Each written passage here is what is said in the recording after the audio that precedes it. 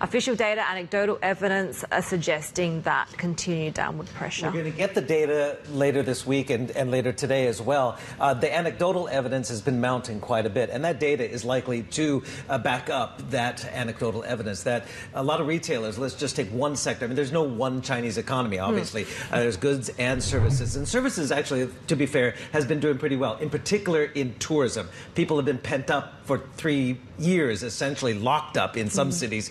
They're traveling and they're spending while traveling, but they're not buying the big ticket goods. Obviously, they're not buying properties right now. Why catch a falling knife? They're not buying cars unless the prices keep on going down. So there's price war across the retail space. And in retailers in particular, they put in a lot of new orders in the early part of this year with the expectation that there would be all this pent-up demand. Well, it petered out really quickly. Now they're trying to move inventory. And even at the producer level, their input costs have come up while they're slashing prices to move it out of the warehouses, right? And then you're seeing those consumers, or excuse me, the retailers, slash it even further on the consumer level. So that's the anecdotal evidence. Essentially, they're trying to move product while people are not buying. Now, the data is you're seeing producer prices have been in deflation for 9 consecutive months, and it's going to be a 10th consecutive month, according to the consensus estimate of economists. Now, I think we already showed the CPI. CPI likely fell into deflationary territory, down 0.4%